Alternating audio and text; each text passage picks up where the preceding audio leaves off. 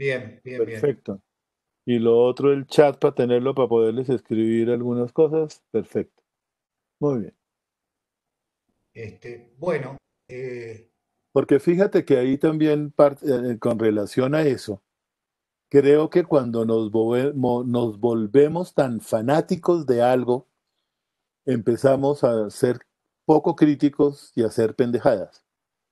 Chequín en su libro el de Irreverencia cuenta, que me pasaste, sí. cuenta que cuando se vuelve alguien, se idealiza a alguien. Todo lo que hace, entonces piensan ya que es parte de una de sus genialidades, parte de la técnica, parte de no sé qué. En una sesión, Erickson se quedó dormido y alguien dijo, esa debe ser una técnica que tiene él especial. Perdón. Entonces, Imagínate si esa anécdota que cuentan de que, ¿cómo se llama? Peirce le mordió el talón a Maslow. Si pensaban que era una técnica, estábamos en el horno. Esas cosas locas que tenía también Peirce, digamos, ¿no? claro, claro. Sí, sí, sí, sí. Bueno, acá nos pasa digamos, con el arte, ¿no?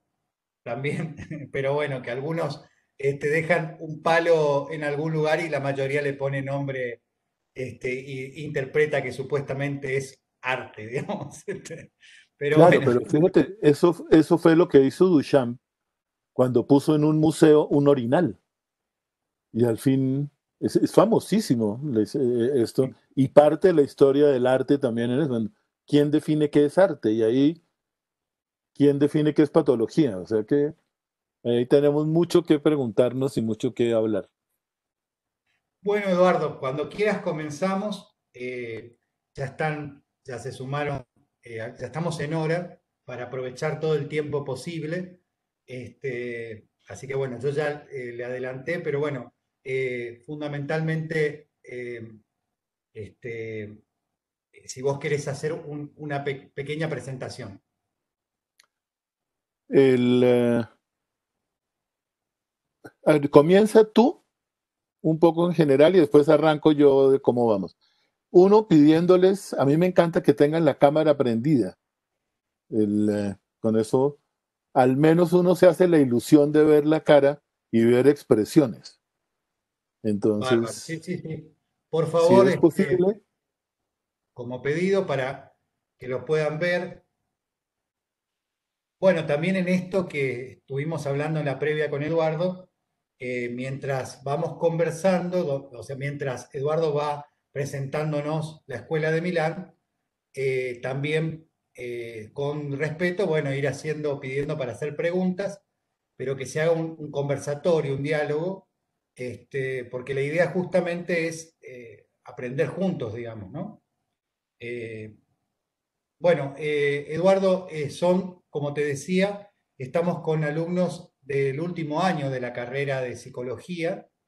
Venimos con un recorrido fundamentalmente psicoanalítico. Esta es una de las pocas materias que abre las puertas a otros abordajes. Y bueno, yo lo que trato de compartir con ellos es que antes de llegar a la letra, antes de llegar a los textos, primero se conecten con referentes y sobre todo algo que buscamos, que es que no sean tantos referentes europeos, sino que se valore y se reconozca también todos los referentes latinoamericanos. Entonces, por eso también, rompemos las fronteras, no nos quedamos en Buenos Aires como el lugar del saber, sino, extendemos las fronteras y hablamos de Latinoamérica. En este momento, Eduardo, estás en Colombia, así que bueno, es fantástico esto de ampliar las fronteras y crear redes de conocimiento y que sobre todo en vida, ¿no? Porque, o sea, presentar a los referentes, digamos, en Latinoamérica del abordaje sistémico. Así que bueno, ese es mi comienzo, digamos. Te dejo a vos, con los alumnos. ok. Muchas gracias. Muchas gracias a ti por la invitación y a ustedes por participar. aunque les toca participar obligados, pero gracias por estar allí. El, ¿Ustedes dónde están físicamente? ¿En qué parte de la Argentina están ustedes? Estamos en la zona NEA, en el norte del país de Argentina. La sede central de la facultad está en Corrientes, pero en este momento, por la situación de la pandemia, tenemos gente conectada en distintos lugares y la universidad está en Corrientes, Chaco, Misiones y Formosa, así que fundamentalmente hablamos de la zona NEA, noreste, o sea, más cercanos a Brasil, Uruguay, Paraguay, ¿no? Para que te ubiques más o menos Ok. dónde está. Hace un año ustedes se reunían físicamente en Corrientes. Exactamente, sí, la sede está en Corrientes. Ok. Y ahora con esto se reúnen vía Zoom, vía Sí, sí, así es. videoconferencia ahora a raíz de esto. ¿Y cuántas personas deberían reunirse? ¿Unas 20 más o menos? Más o menos 22, para hacer honor al loco, digamos, como dicen, el número del loco es el 22. Ya. Ok. Bueno, buenos días a todos y a todas. Mi nombre es Eduardo Villar. Yo soy médico, estudié medicina en la Universidad Nacional de Colombia y mi intención al estudiar medicina era hacer psiquiatría. Yo crecí entre la psiquiatría y la psicología, para decirlo de alguna manera. Mi papá era psiquiatra y era psicólogo y fue uno de los creadores de la Facultad de Psicología de la Universidad Nacional, que fue la primera facultad en Colombia. Él tenía una formación de psicoanalista, el de psicólogo era un psiquiatra y una de sus características fue muy irreverente, si quieren, siendo y una de las características de él era muy fiel, era muy buen psicoanalista, pero era muy cuestionador del psicoanálisis desde dentro del mismo psicoanálisis. El, eh, yo recuerdo de pequeño ir a un sitio que era el asilo de locas. Se llamaba así el hospital neuropsiquiátrico, después le cambian el nombre de hospital neuropsiquiátrico. Él hacía turnos allá y una de las preguntas que yo me hago desde siempre es cómo es posible que exista un sitio así. Yo creo que un manicomio no tiene por qué existir, pero uno se va como entre acostumbrando y sí, unos patios enormes con 600 mujeres con unos batones y unos camisones malolientes, y eso llamaban hospital. Ahí comienza uno a hacerse, o yo comencé a hacerme una serie de preguntas. El, eh, También pasaron por mi casa muchos de los psicoanalistas importantes, y en Colombia empezó el psicoanálisis en los años 60. Y como siempre en el psicoanálisis, sobre todo, empieza a haber subdivisiones, subdivisiones, subdivisiones, y cada uno cree que tiene la verdad.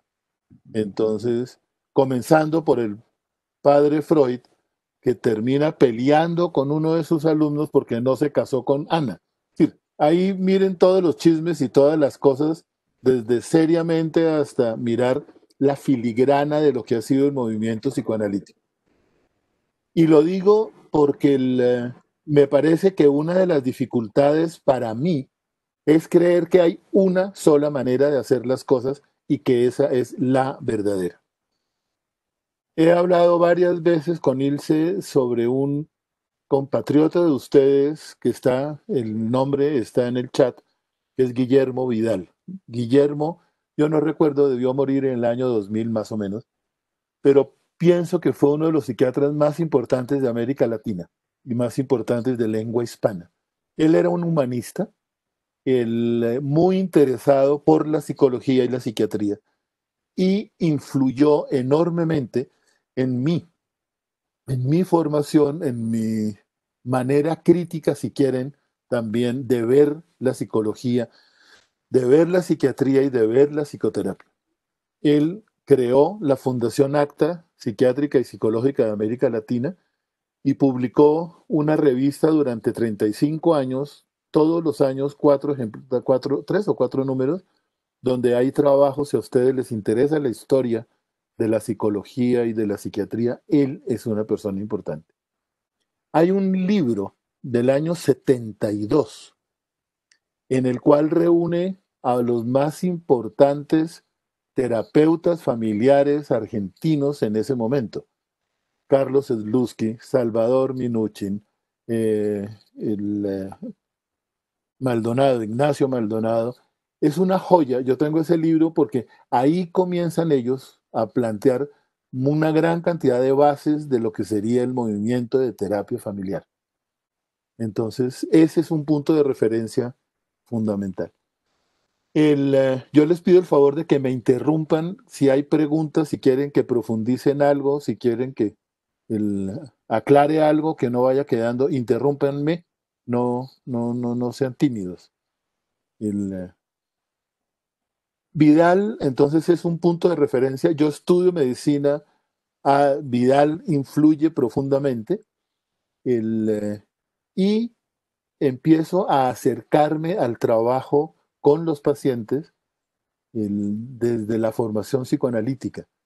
Durante mi formación como médico, hago todo el entrenamiento como psicoanalista y yo termino la formación de psicoanalista. Al mismo tiempo, él trabajaba durante los últimos años de medicina, los últimos 2, 3 años, como interno en un hospital psiquiátrico, en una clínica psiquiátrica privada en Bogotá.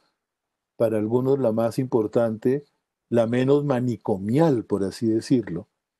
Y con un grupo de amigos, éramos tres, hacíamos turnos por las noches, de 8 de la noche a 8 de la mañana, donde teníamos que hacer las historias clínicas de las personas que se admitían, y los fines de semana hacíamos la guardia, atendíamos a las personas, hablábamos con la gente, y fue una manera de empezar a meterme en el campo de los psiquiátricos. Pero digamos que nunca me convenció del todo. Yo pensaba y veía una situación muy represiva en esta clínica que hoy todavía existe y hoy todavía se creen que es la mejor. Ustedes, si llegan a entrar ahí, lo primero que hacen es les quitan el celular, no los dejan llamar por teléfono, no pueden hacer nada. Hay 3 puertas con llave. Entonces es una cárcel, es un manicomio, es un manicomio elegante. No huele a horrible como el asilo de locas, pero de todas maneras es terrible. Y allí dicen que hacen algo que es una comunidad terapéutica. El, pero después, cuando uno entiende lo de la comunidad terapéutica, es un remedio de comunidad terapéutica. Pero yo no me quiero ir para allá, sino como punto importante en la historia en la cual pienso influye a que yo me haya interesado en el grupo de Milán, que es para donde vamos nosotros. El, eh,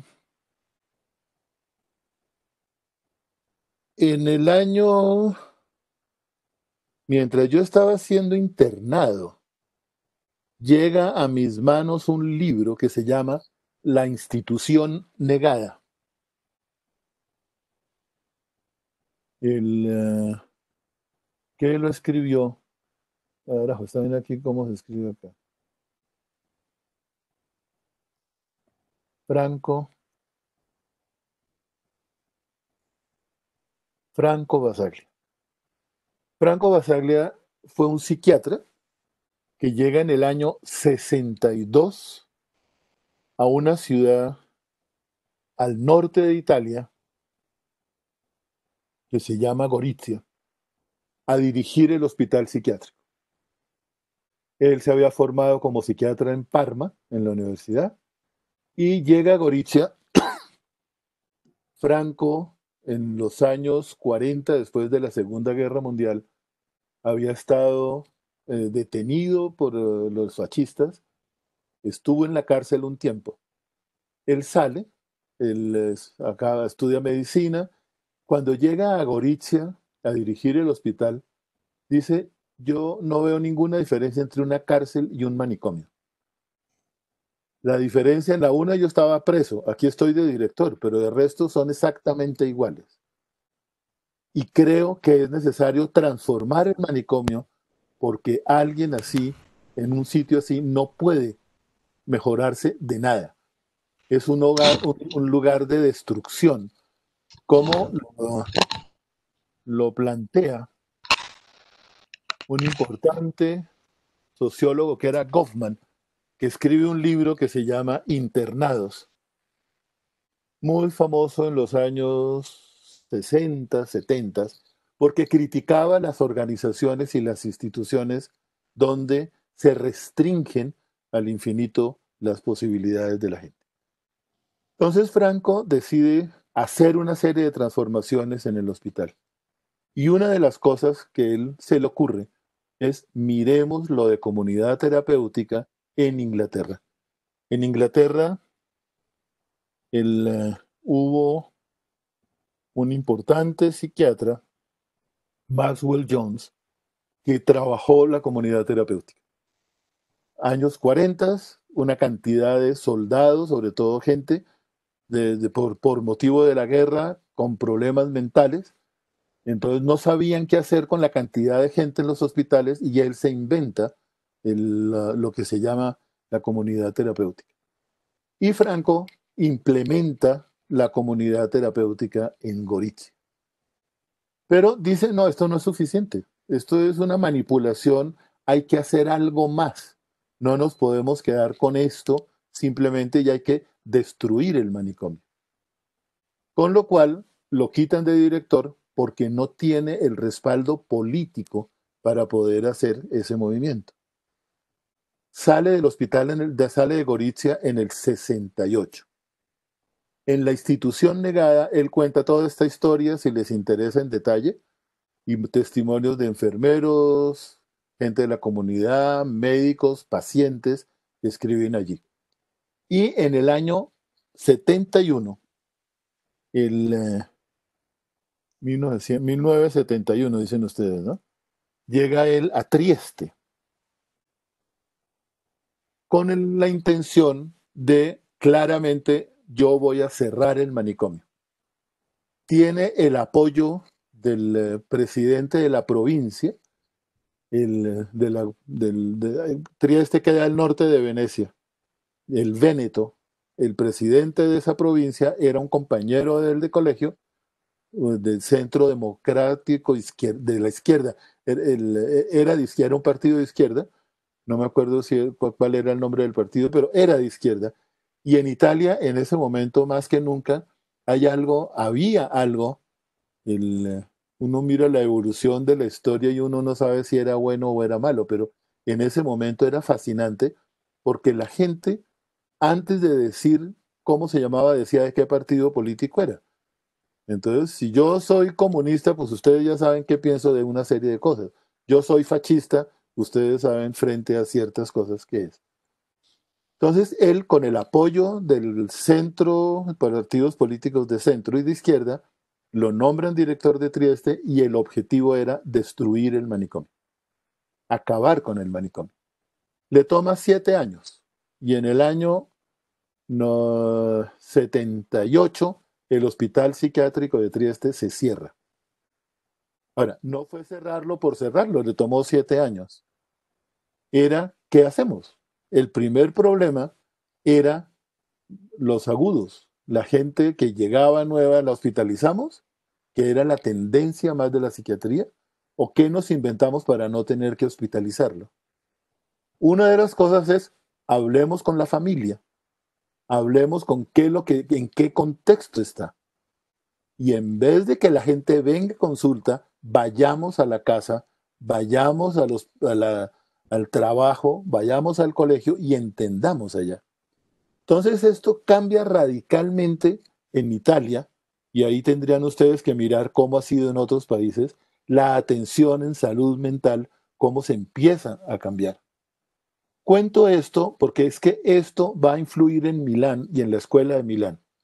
Esto tiene una clarísima influencia en el trabajo de quien Ilse me pidió que hablara de Gianfranco Cecchin.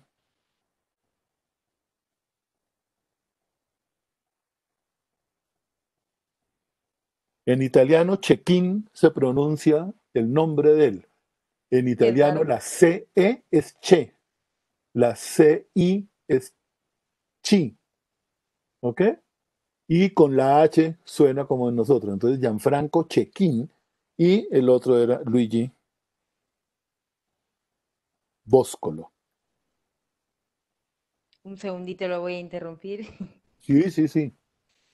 No, nosotros en la carrera damos a este movimiento con Basaglia, lo damos en una materia de salud pública, salud mental, lo damos como el movimiento de la antipsiquiatría.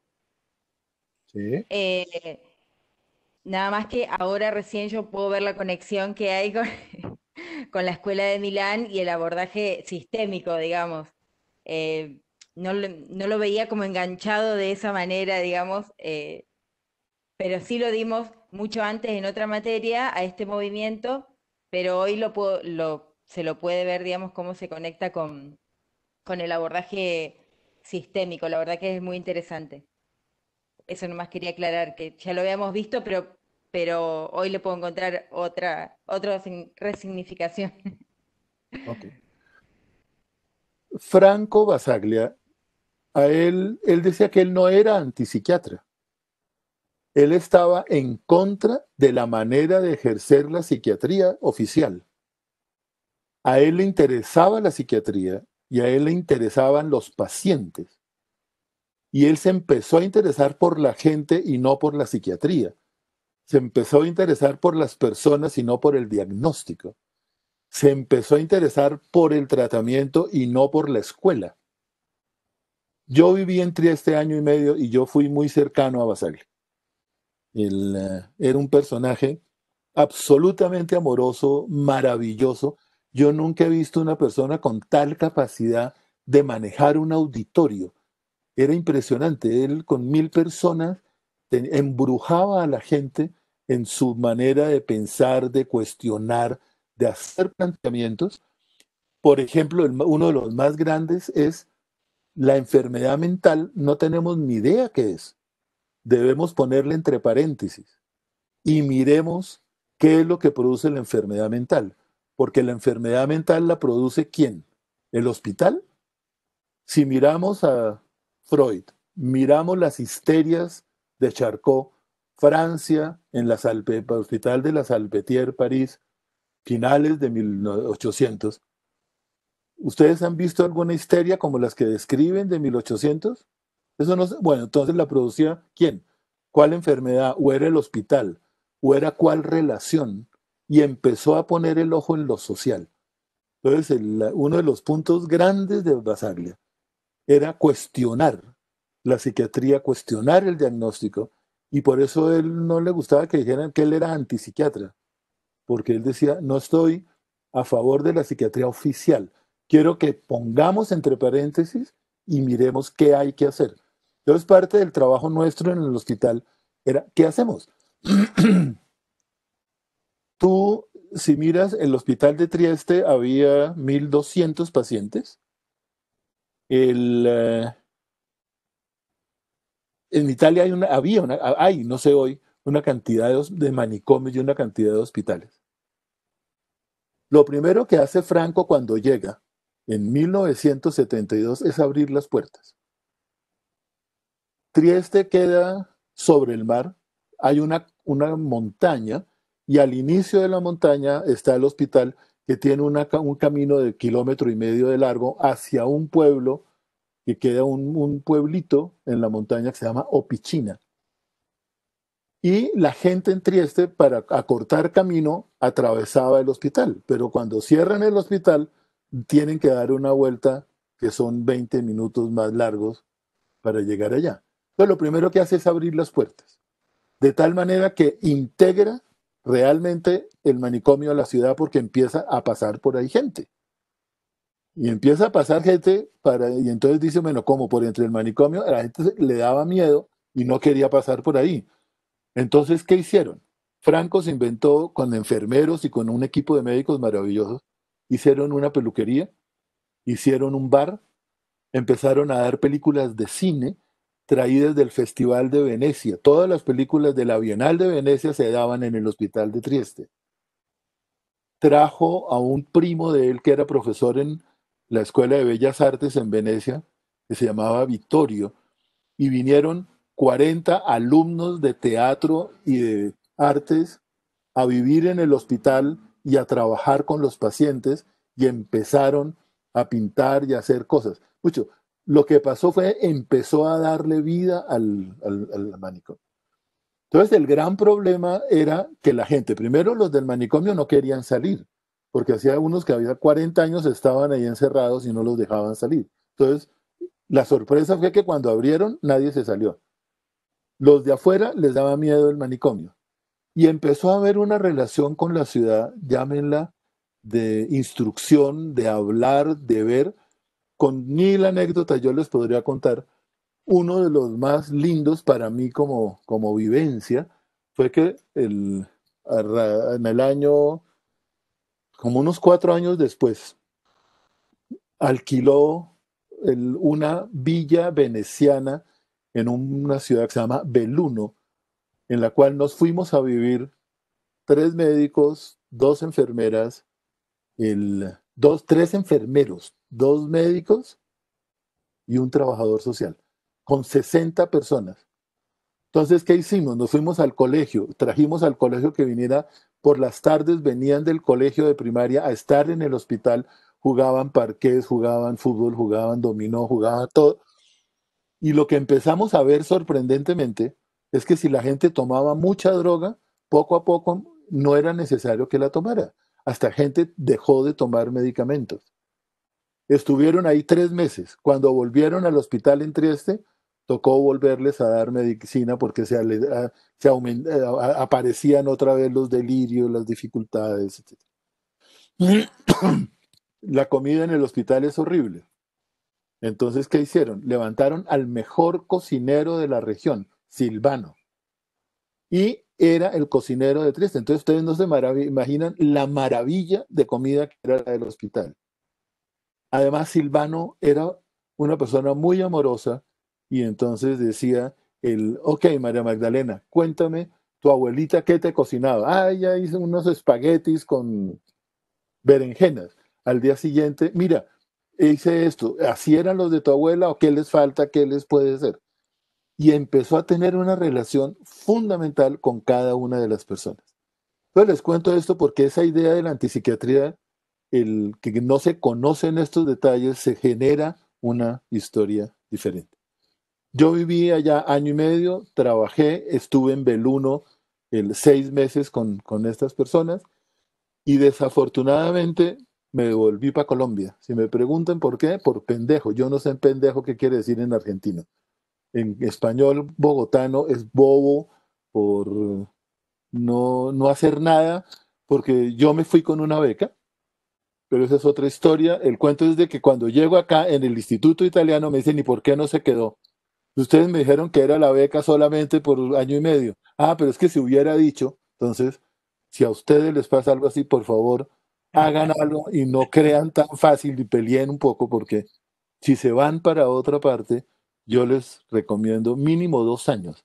Menos de 2 años, no. Uno apenas conoce dónde venden el pan rico, dónde venden la fruta rica y ya le toca devolverse. Ok. Conclusión, a mí me marcó profundamente esa estadía en Trieste y en esta experiencia. El resultado final de Trieste es que todo el hospital se cierra, ya no hay más hospital, o ya es una universidad. Lo que había en el hospital se fue transformando y fue buena parte de los costos en apartamentos para unas 4 a 6 personas. Inicialmente vivían los 6 pacientes con un enfermero o enfermera o con una pareja hasta que pudieran ser autónomos. La mayoría de la gente se le consiguió trabajo. Si ustedes van o iban a Trieste, los museos y muchas de las cuestiones de tipo público eran ex pacientes del hospital psiquiátrico. Muy pocas personas necesitaban seguir teniendo droga o con una medicación muy bajita con la cual se mantenían y una integración total. En el año 78 se hace una ley, la ley 180, en la cual se prohíbe la construcción de manicomios en Italia y se obliga a la destrucción de los manicomios. Esa ley existe hoy todavía y si les interesa vale la pena que miren cómo está hoy la situación psiquiátrica manicomial en Italia. Cada provincia, cada departamento en Italia es distinto. En unos lo han hecho al pie de la letra y mirando los que son de derecha, no aceptan, ponen electrochoques, el hospital se mantiene. Los que son de centro o de izquierda, ya no está el manicomio, se acabó y se crearon, algo importantísimo en Trieste, unos centros de salud mental. Trieste tiene, y esos países se mantiene mucho la población más o menos estable, 300.000 habitantes. Entonces hicieron 5 centros de salud para que cubriera un área de 60.000 alumnos. Y en ese centro de salud había médicos, enfermeras, trabajadores sociales, trabajadores sanitarios, los cuales existen hoy cuidándose que no se vuelvan microhospitales, ¿no? No micromanicomios, sino mirando cómo, primero, repito, lo básico es ir a la atención de la gente en el sitio donde vive, trabaja, hacer trabajo con las familias, hacer trabajo con la comunidad, con colegios, con todo esto. Y ahí hay todavía, por ejemplo, hoy lo dirige Pepe del Acqua, que fue uno de los más importantes colaboradores de Basaglia, un tipo, un napolitano maravilloso, me acuerdo, era enamorado de 100 años de soledad. Entonces, les encantaba. Entonces, Trieste termina, hoy hay 8, creo, centros de salud mental, y ahí valdría la pena, si les interesa el tema, mirar qué hacen, cómo lo hacen, pero lo cierto es que influyó en toda la situación psiquiátrica. Eduardo, Señor. qué interesante, ¿no? Porque no es que destruyó lo edilicio para destruir el manicomio. Primero, toda la simbólica que rodeaba el manicomio fue lo que trabajó Basaglia. Y después deshizo no se quedó en lo estructural, en el edificio. No Ujú, destruyó el ujú. edificio primero. Se fue haciendo Resignificó al lo que tiempo. representaba. Se fue haciendo al tiempo de cómo primero abrir el edificio, permitir que la ciudad viniera y después hubo una gran fiesta en la cual los de Venecia hicieron un caballo, Marco Cavallo, un caballo azul grande, tiene 5 metros y 3 metros de alto, e hicieron una fiesta en la mitad de la ciudad. Fueron 40.000 personas. Entonces ahí, ¿quién es el loco? ¿Quién es el sano? ¿Quién es el enfermo? Pues se acababan los límites de eso. Entonces se integró eso. Ahora, la cosa no era fácil. Para contarles una anécdota, había un enfermero fascista, padrastro de un joven que tenía parálisis cerebral y le enseñaron a robar relojes. Entonces el tipo se iba y se robaba un reloj y se lo entregaba a él. Si el dueño del almacén estaba a favor de todo esto, llamaba al hospital y decía, aquí vino Dino, se llamaba Dino Tinta, aquí vino Dino y se llevó un reloj. Entonces uno iba, Dino, deme el reloj, y uno se lo devolvía al señor. Pero si el otro era un fascista también, que estaba en contra de esto, ponía una demanda en el juzgado y Basaglia se la pasaba de juzgado en juzgado.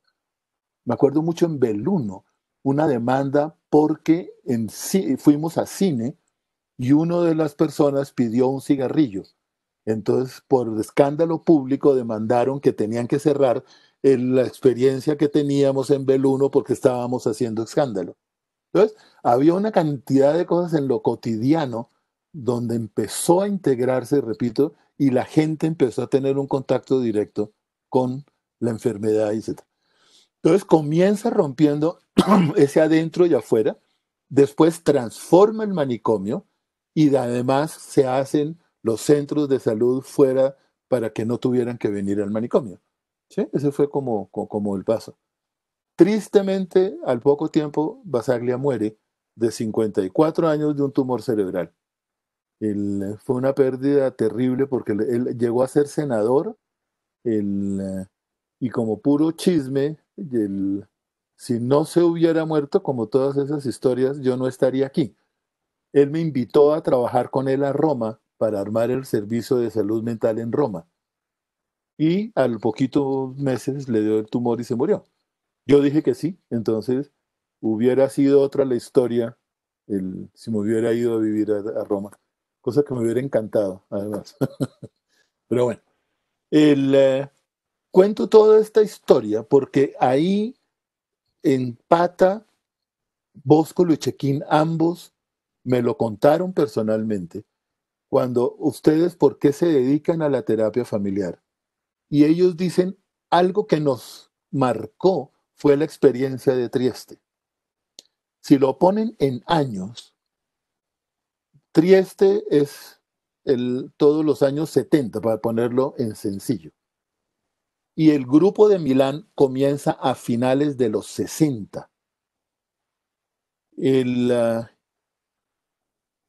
allí la mamá del grupo es Mara Selvini Palazzoli.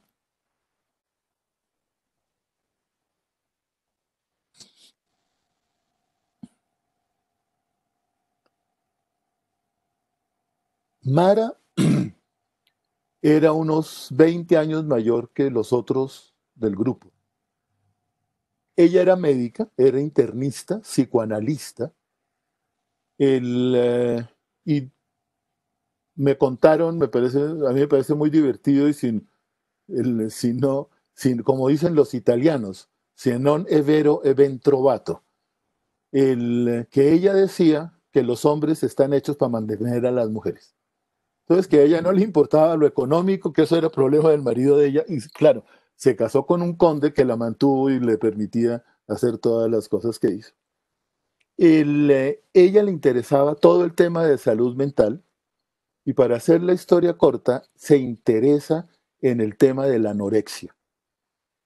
Y escribe un libro a finales de los 60, que a quien de ustedes le interese la anorexia y lo sistémico, deben mirarlo. Está en italiano, no está traducido al español, que se llama Anoresía Mentale. ¿Eh?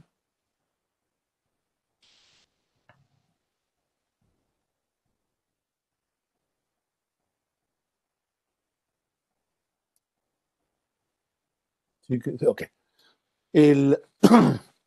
Ella en ese libro, que es un libro fascinante, hace una historia de la anorexia, incluso acudiendo y mirando obras de arte y diciendo cómo, de dónde aparece, o están las gordotas de Rubens, o están estas mujeres flacas, o un Degas, o de un Giacometti, empieza a mirar cómo se pone y se muestra los diferentes cuerpos. Ella dice más o menos que la primera descripción de una anorexia es 1870 y algo. Y mira cómo el médico de apellido Gould dice, esta es una enfermedad, la describe, cuáles son los síntomas, pero algo fascinante es que en 1870 y algo, él dice, no se puede entender esta enfermedad si no se entiende la familia en la cual está viviendo esta persona. Él abre desde 1800 el ojo por allá. Entonces volvemos a lo que hablábamos al comienzo. Y es que las cosas no se las inventó hace media hora nadie. Hay cosas que ya se han venido preguntando desde hace mucho tiempo. Y ahí aparece por la relación familia-anorexia. Ella, además de escribir el cuadro muy lindamente, médicamente, las diferentes interpretaciones que se han hecho de la anorexia, desde si es un problema endocrinológico, si es un problema de hipófisis, si es un problema de nutrición, todas estas posibilidades, ella hace una interpretación psicoanalítica de la anorexia.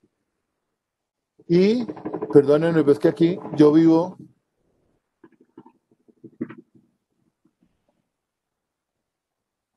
cerca de un aeropuerto y pasan helicópteros y aviones con mucha frecuencia. Vivo fuera de la ciudad. Y entonces estos son militronches que están entrenándose y pasan todo el día haciendo un ruidajo espantoso. O Entonces, sea, por ya eso, sacamos la idea de que tenés un helicóptero. ojalá tuviera yo para poder ir a verte. Mira.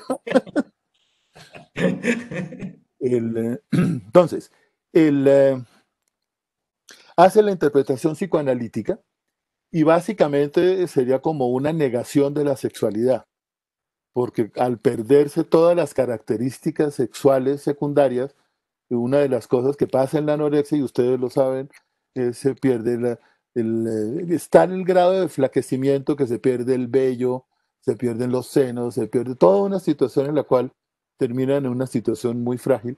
Y hay una interpretación que es para negar la sexualidad pasaría un poco todo esto. Esa es la primera edición que hacen de este libro, año 64, 65, si mal no estoy. Pero ahí viene un encuentro en que ella dice, a mí esto no me convence mucho y yo quiero mirar otras formas de hacer terapia y quiero empezar a mirar la familia. Para hacerlo en cortico, ella se interesa por niños psicóticos y por anorexia y le dice a un grupo de alumnos, Ilse le dice a ustedes, ¿quién quiere estudiar conmigo el grupo de Milán? Y se juntan 4, 5, 6 personas. Y empiezan a estudiar y a hacer terapia familiar con enfoque psicoanalítico. Pero dicen, no, esta vaina es muy larga, esto es muy costoso, no hay mayores resultados, hagamos algo distinto. Y ahí aparece nuestro disculpa para reunirnos, que son Luigi Boscolo, Gianfranco Cecchin, Juliana Prata,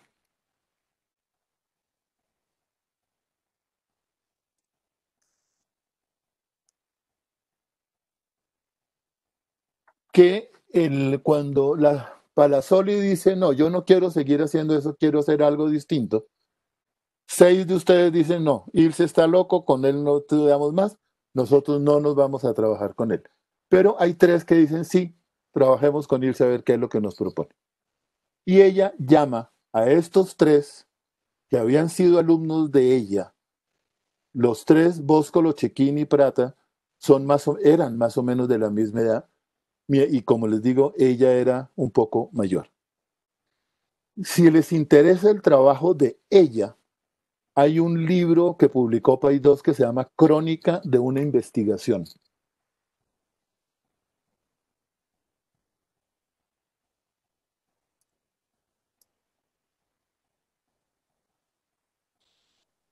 Es un libro que vale la pena y uno de lo publicó el hijo, que se llama Matteo Salvini. Él publica el libro a finales de los 90, por ahí puede ser. Él lo que hace es recopilar la obra de su mamá y hacerle unos comentarios. El valor de ese libro, yo voy a ser muy antipático, está en los artículos que él recopila, no en las críticas o comentarios que él hace.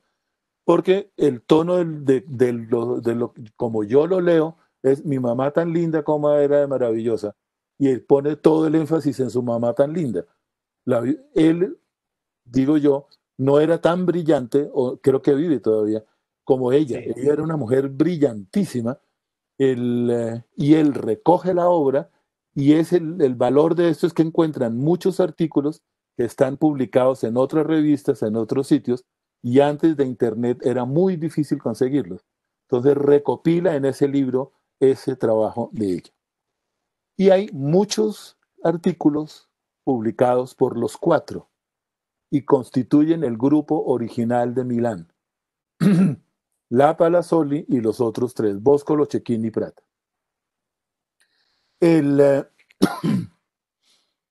Empiezan entonces a decir, ¿qué hacemos?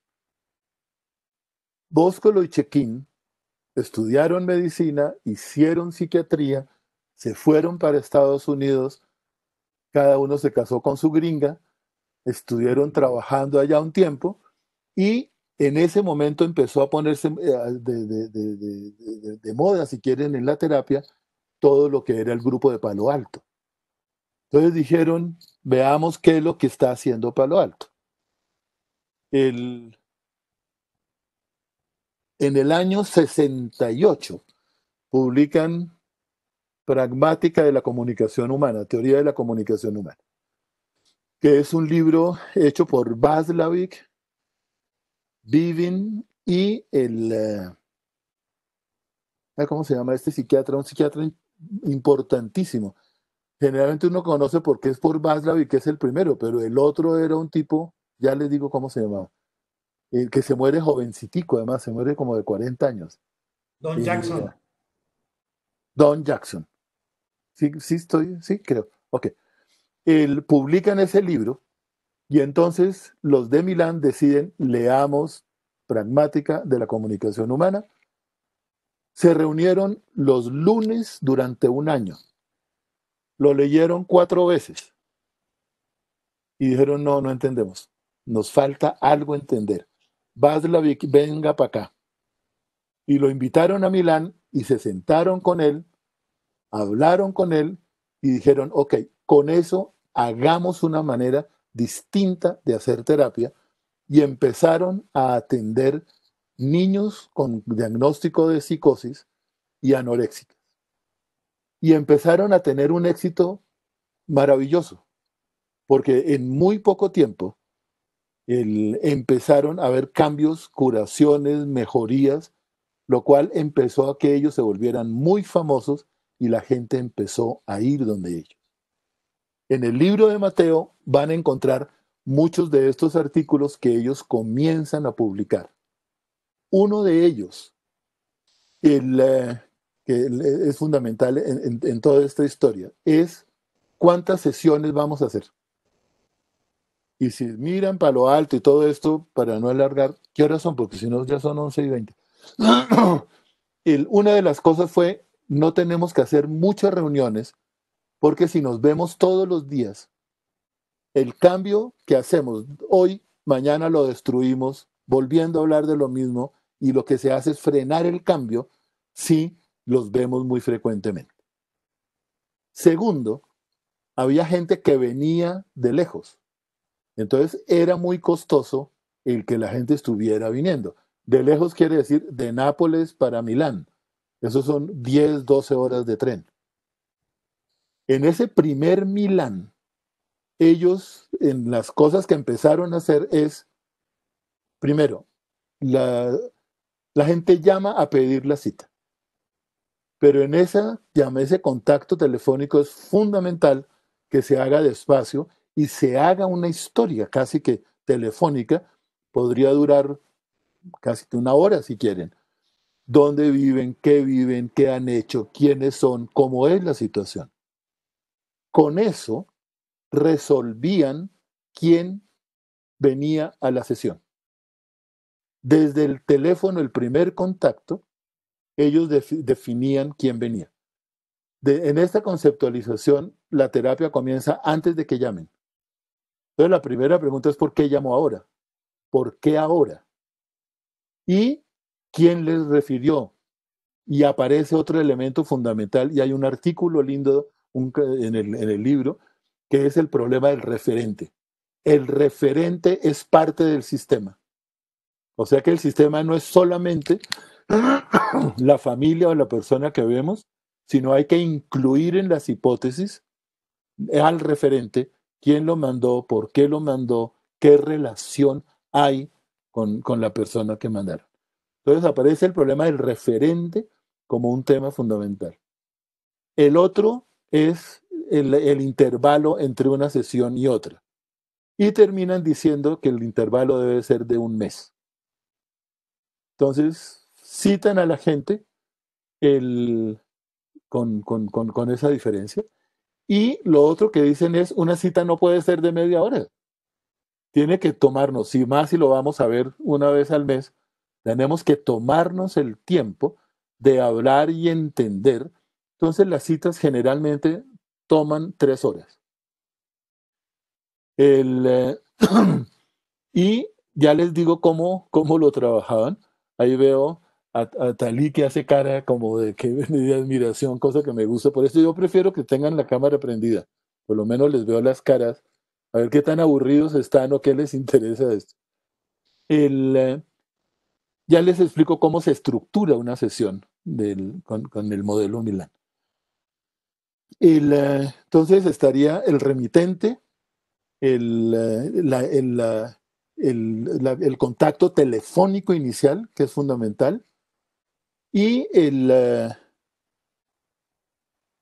ok, creo que serían esas dos cosas Eh, grandes. Señor, Eduardo, dime. la idea del referente, estamos hablando más o menos de qué año, esta idea de Estamos que, hablando de los años 70, qué setenta y coincidencia, cinco, ¿no? 80. Señor, Qué coincidencia porque en lo que hace a Peirce, él en la semiología también habla de la importancia del referente más o menos en la misma época, en la claro. semiología. Claro. Y ahí viene una idea sistémica, si quieres, y es otra vez, perdónenme, no nos inventemos el agua tibia. El teléfono se lo inventaron como en 3 sitios al tiempo. Mucho. La cultura lleva a hacerse unas preguntas que empiezan a hacer cosas que facilitan que emerjan ideas. Entonces ahí los genios son muy poquitos. Los otros lo que hacemos es juntar ideas y hacer lo que podemos con eso. Entonces, esto es del año 70, de los años 70, 75 por ahí. Qué bueno, qué cosa, El, sí. ellos publican en esa época también un libro que se llama Paradoja y Contraparadoja. Ese libro es de los cuatro.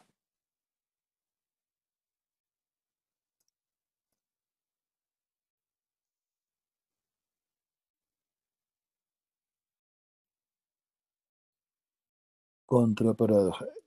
Y ellos lo que dicen es, puesto en ultra sencillo, la gente viene a que lo cambiemos. Talí, voy para que me hagas consulta y me cambies. Y cualquier cosa que ella me diga, no, es que no es así, es que yo hago lo que se me da la gana. Entonces, cámbieme, pero no cambio. Usted lo que me tiene que decir es qué es lo que voy a cambiar y cómo lo cambio. Pero yo me encargo de hacer todo lo contrario. Entonces ellos dicen que en esa paradoja uno debe hacer es la paradoja. Entonces ella me dice, perfecto, Eduardo, no cambies. Es que no puedo dormir. Ok, perfecto, no duermas. Vamos a ver por un tiempo cómo puedes hacer para que algún día llegues a dormir. Pero por ahora, lo mejor es para entender qué estamos haciendo que no duermas. Ellos formulan lo que el síntoma y empezaron a ver que eso producía una serie de cambios enormes. Eso ya, si quieren, después miramos más en detalles en eso. Publican Paradoja y Contraparadoja, que es un libro, es absolutamente maravilloso, yo creo que es totalmente actual, donde habla también, por ejemplo, de las tareas, habla de las metáforas. Es realmente un condensado de todas estas ideas, repito, que siguen siendo vigentes en todo el desarrollo de la psicoterapia. El, la gente empieza además a decir, cuéntenos en detalle cómo lo hacen. Y publican un artículo en el año 78, 1978, que se llama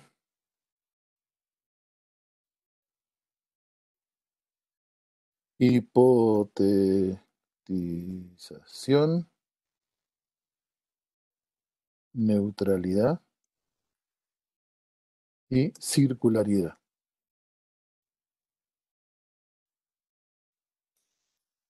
3 guías para el conductor de la sesión. Hipotenusa 3 días para el conductor de la sesión. Lo publican en el 78. Ese artículo yo les recomiendo que lo lean y lo relean dentro de un año. Para mí, siempre una primera lectura es primera lectura.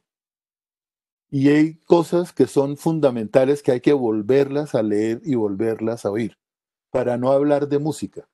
A mí me encanta la música clásica y me sorprende que hay cosas que he oído 1000 veces y le sigo encontrando cosas nuevas. Y mucho, Juan Sebastián Bach, ustedes oigan cualquiera de las cosas de él, cojan piano, que es un punto de entrada maravilloso, y miren las variaciones Goldberg, las suite inglesas, las suite francesas, y uno las oye y las oye y las oye, cada vez aparece algo, y después cada intérprete lo hace distinto. Entonces, este es para mí, uno de los clásicos de la terapia, sistémica o no sistémica. Bueno, los psicoanalistas no se emocionan mucho con esto, pero otros, que se creen mucho, que están metidos en una iglesia que no les permite ver distinto, pero esto abre una cantidad de cosas. ¿Cuál es la esencia de este? ¿Ustedes lo han leído? Díganme si estoy diciendo cosas que ya saben o que conocen, cállenme si no. No te oigo, no te oigo. Perdón, Eduardo. Están encontrándose con la terapia. Así Ok, que están estos puntos que vos estás planteando, digamos, ¿no? Estos conceptos centrales se están encontrando con los conceptos centrales. ok. En ese primer Milán, déjenme, me devuelvo una gotica. Decidían quién debe venir a la sesión. La Palazzoli era una vieja muy autoritaria, si quieren, y muy convencida de que las cosas eran como ella decían. Además, medía 1,50 y era un general así grandote, todo el mundo se notaba la presencia de ella. Yo con ella no tuve muy poquita relación, la vi un par de veces en el centro milanés, me encontré con ella, se la saludé y no más, mientras que con Bosco Luchequín sí fui muy amigo. Entonces decidían que deben venir 8 personas.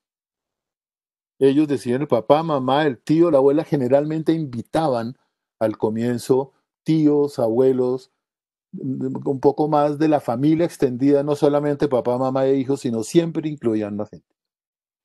Pero, supongan, llegaba una familia de Nápoles, 12 horas de tren para llegar a Milán.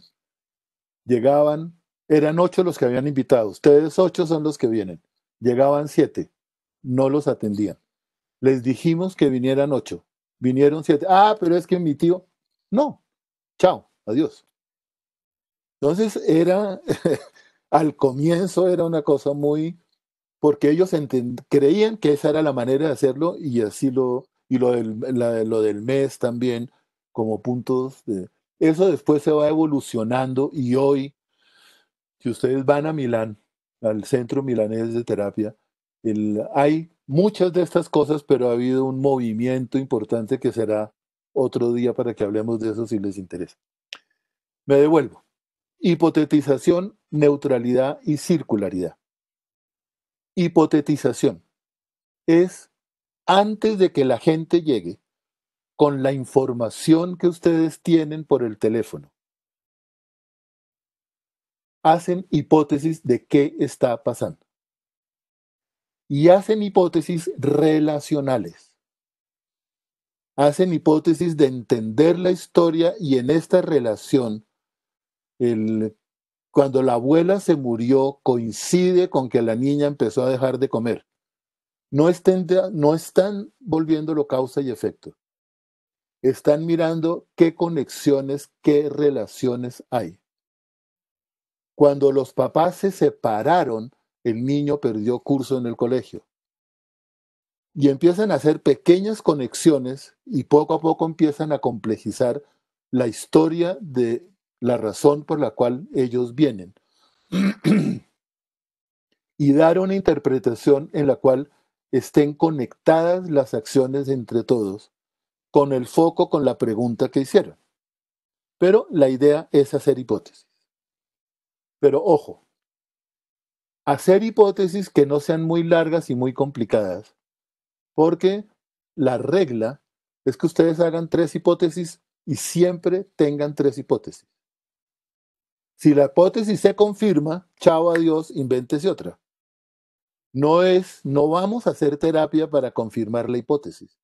No vamos a hacer terapia para probar qué tan inteligente soy y esta es la situación. Probada la hipótesis, se descarta la hipótesis y se hace otra. Entonces el trabajo fascinante de Bosco y Chequín era cómo ellos permanentemente estaban haciendo hipótesis. Entonces empiezan a hacer hipótesis, ok, ¿por qué prenden la cámara y por qué la apagan?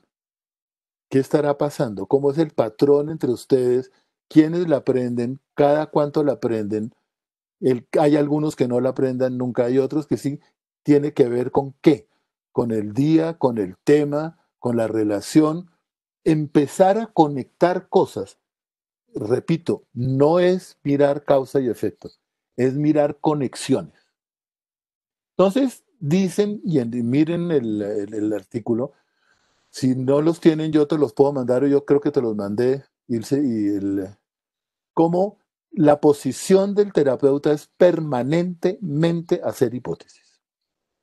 Ahora, ¿para qué hacer las hipótesis? La razón fundamental es para hacer preguntas. La función de la terapia en Milán es preguntar.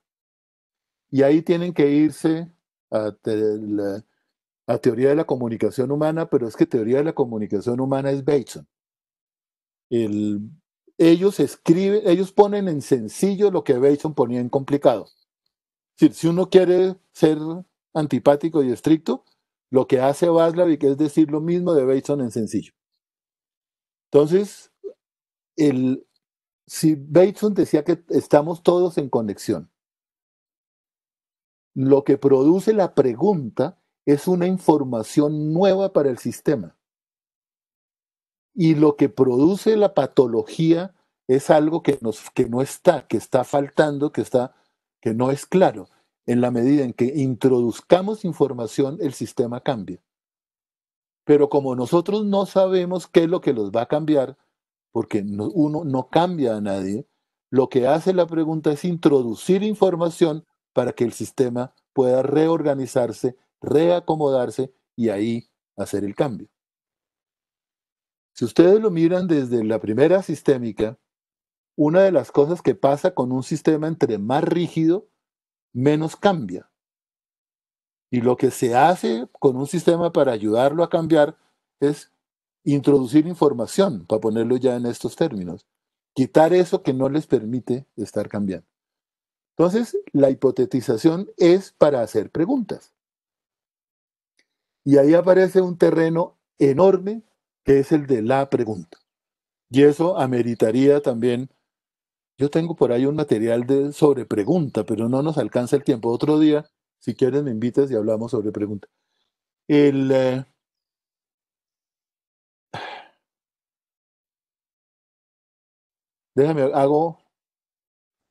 dejo ahí un mojón para volver a él, que se llama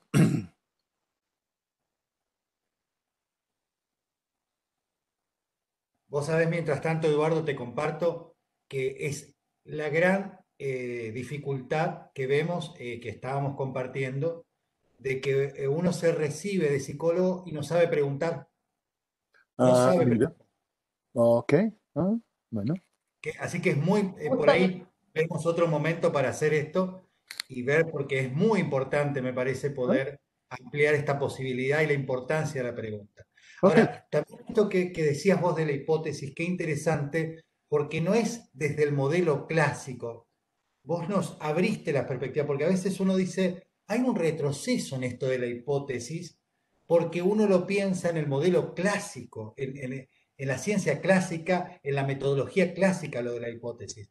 Vos ahora nos abriste la perspectiva, no es una hipótesis al modelo clásico, sino que es, y también el hecho de no solamente que se piensa, antes se pensaba a nivel de sujeto, de individuo, acá la pregunta, la hipótesis es relacional y en movimiento, es dinámica. Totalmente, totalmente. ¿Eh? Entonces, y ahora, eso lo puede uno utilizar en cualquier situación. Bogotá. Si ustedes han oído, la situación en este país es terrible. Un gobierno cada vez más de derecha, un gobierno que quiere coger cada vez más el poder. Hay unas manifestaciones de estudiantes porque manifiestan porque los salarios, la universidad, el colegio, sale la policía, matan a un estudiante. Entonces, uno se pregunta, uno empieza a hacer hipótesis, ¿a quién le interesa esta situación? La situación que hay en Bogotá y en el país, ¿quién se beneficia? Entonces la gente dice es que la policía tiene que controlarla.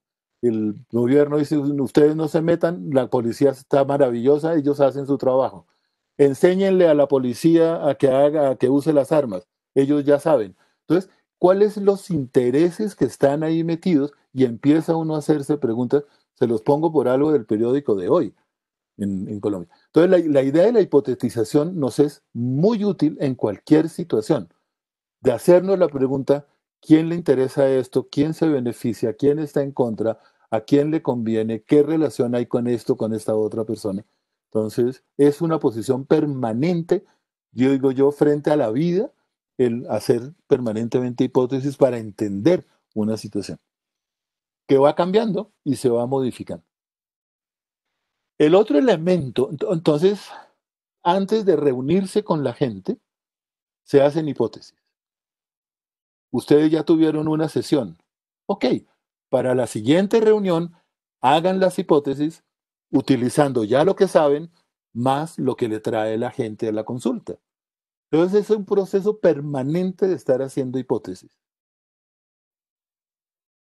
Para eso es necesario preguntarle a todo el mundo, no quedarse con una sola versión. No contentarse con que la mamá fue la que contestó, cualquiera que sea la pregunta. ¿Y por qué no oímos también que el hijo conteste, que la abuela conteste, que el tío conteste? Entonces, en las hipótesis hay que incluir las diferentes voces, no quedarse con una sola voz. Para lo cual, la pregunta viene a ser fundamental para preguntarle a todos. Y el otro paso que es cómo pregunto, que sería el tema de otro día que hablemos sobre eso. Entonces, la neutralidad, Ahí diste cuenta de la circularidad. ya voy para allá. La neutralidad es el preguntarle voz a todo el mundo. Que yo no me alíe solamente con Ilse. Yo solamente hablo con Ilse y ustedes, por favor, observen. Ahí no soy neutral. Yo soy neutral si les doy voz a todos. Si ustedes no preguntan, yo hago el estímulo, les digo, pregunten, no sean tímidos, y si no lo hacen, pues no puedo hacer más. Pero si me hacen una pregunta, ¿cómo yo contesto con igual interés la pregunta de cada uno? Ahora, si ustedes están trabajando con 1, 4, 5 personas, pregúntenle a todos, denle voz a todos. No se alíen con uno. O dicho en palabras de Chequín, alíense primero con el papá, alíense con el hijo, alíense con la hija, alíense mientras se va evolucionando la sesión, váyanse aliando con cada uno de los otros. La pregunta de neutralidad, si ustedes leen el artículo que les digo, dicen que al final de la sesión, cuando acabemos la sesión, el Ilse está en la puerta y le pregunta a la gente, ¿Eduardo fue neutral? Y es al final de la sesión que uno puede hacer el juicio de si fue neutral o no. Porque fue necesario que transcurriera el tiempo todo. ¿A quién le dio voz? No, solo habló con el papá. Olvidó a los demás. O solo habló con la hija de 5 años. Ahí no fue neutral. Pero ojo, es un juicio al final de la sesión donde se dice si sí se fue neutral. Disculpe, Y sí, perdón, yo quería ¿Puede dar un ejemplo de una pregunta neutral? Se me ocurre por ahí, sin saber, desconociendo por ahí, se me ocurre, bueno, más allá de no dar ningún nombre puntual de los integrantes que estén ahí con nosotros, eh, sino también podría ser no mirar a nadie fijo o a una persona en particular cuando se está haciendo la pregunta. No sé si me Mira, explico. ok, la pregunta, no existen, desde mi manera de verlo, preguntas neutrales. Si tú me hablas, yo te miro a ti y hablo contigo. Pero si Nicolás habla, miro a Nicolás, le pregunto a Nicolás. Y si después Olga habla, hablo con ella y le contesto. Ahí mi posición es ser neutral. Lo que implica la neutralidad es darle voz a todas las personas y no aliarme, no. Yo solo hablo con Talí y a los demás no les hablo. Ahí no soy neutral. ¿Ok? Entonces, la neutralidad, por eso te digo, es un juicio que tú haces al final, porque durante la sesión tú puedes hablar solamente con una persona para complicar las cosas. Yo vi una sesión que hizo check-in con una señora y su hijo psicótico de 30 años, donde él nunca habla con el hijo, solamente habla con la mamá, pero fue totalmente neutral. Señora, cuando usted se levanta a su hijo, ¿qué hace? Señora, ¿cuál es la conducta de su hijo cuando usted llega tarde? Estuvo todo el tiempo relacionando la conducta de ellos y nunca le dijo al muchacho, su mamá, qué piensa o qué hace. En esa sesión, no te estoy diciendo que todas las sesiones sean así. Esa, él la hizo de esa manera. O sea que la neutralidad es algo que tú, como te repito, es una posición que puedes valorar al final solamente. ¿Ok? ¿Sí te contesté, Tali?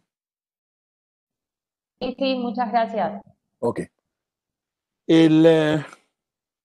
Y la circularidad. Bateson plantea que las cosas están conectadas o relacionadas, aunque nosotros no las veamos. Entonces, el empezar a hacer preguntas que conecte cosas es la circularidad. Perdón, dicho de otra manera, yo no le pregunto a Ilse por Ilse. Yo le pregunto a, a Diana sobre la relación de Ilse con Joaquín. Yo no le pregunto, Ilse, ¿tú cuál es tu relación con Joaquín? Le pregunto a Diana por la relación de Ilse con Joaquín, enfrente de ellos dos. Entonces la circularidad es, primero, enfrente, después la podemos ir complicando, pero durante la sesión en la cual estás, preguntarle a una persona sobre la relación de otros dos. No hacer preguntas, ¿tú qué piensas? ¿Tú qué quieres? Ese es otro tipo de pregunta. Y la idea no es que haya buenas preguntas o malas preguntas, creo que la habilidad es cuándo preguntas de una manera y cuándo preguntas de otra. Hay que ir de una en una para poder ir armando eso. Pero la pregunta circular clásica es esa que les estoy diciendo, donde se relacionan las conductas de dos personas frente a esas personas. Diana, Ilse, ¿qué hace cuando Joaquín le hace preguntas? Ah, nunca le contesta. Diana, ¿qué hace Ilse cuando Tati le pregunta? Ah, eso sí le contesta todo el tiempo. Pero ojo, frente a ellos dos. Esto va a evolucionar a una cosa hoy, que es todo el trabajo de diálogo abierto de Seikula, en el cual ellos nunca hablan si la persona no está enfrente. Una familia donde hay un miembro psicótico, suele la gente llamar y pedir la cita y allá le mando al señor. O van ellos dos y no lo traen para hablar de él. Él no lo acepta. Hay que hablar frente a la persona siempre. Pero esa es una evolución un poco de todo esto. Entonces, la pregunta circular clásica es preguntar sobre y pedir información de la relación de dos personas frente a estas dos. Y eso se puede ir complejizando. Yo tengo una pregunta. ¿Sí? Recién estás explicando como esto de que debe dirigirse solo con una persona, o sea, hacia una persona por sesión. ¿Qué pasa No, si no, no. alguna... No, Perdóname. sí. No entendí la pregunta. ¿Qué pasa si alguna de las otras personas se dirige hacia al terapeuta, digamos? No te entiendo la pregunta. Pregúntame distinto. Recién estaba explicando que tenía que enfocarse en una persona por sesión, o entendí mal. No, no. En esa sesión no, yo no quise decir eso. En la sesión tú vas girando a ver a quién preguntas y qué conductas relacionas una con otra. Si tienes, dependiendo de la, a ver cómo lo digo distinto.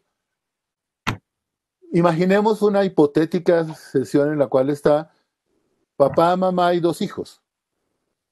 Entonces tú le preguntas al hijo sobre la relación del papá con la mamá.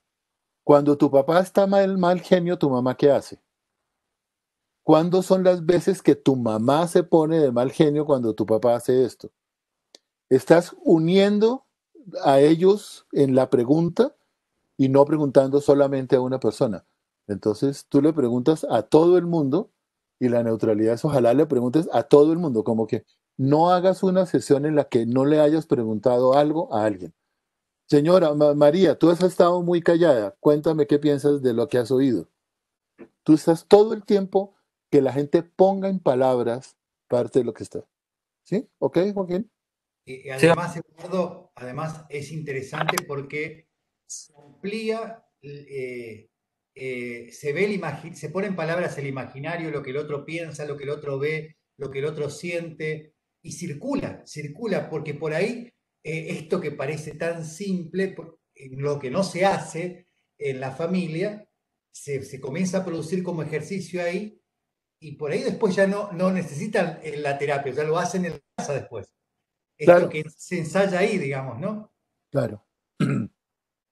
Claro, porque es como facilitar que comience una comunicación que no ha habido y que es la que produce la patología, para ponerlo en sencillo. ¿Ok? Ok. Fíjense que el artículo se llama Tres guías para el conductor de la sesión. ¿Ok? Es una pauta, es como seguir eso en todas las sesiones.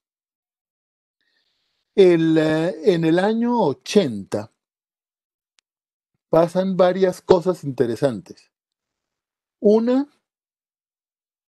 un señor que se llama Paul Dell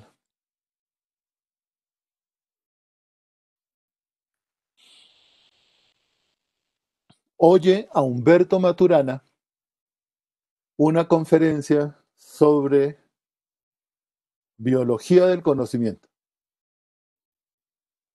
Y dice, a los de Milán los han criticado que porque su fundamento filosófico y teórico es muy pobre y necesita una conceptualización que no tiene.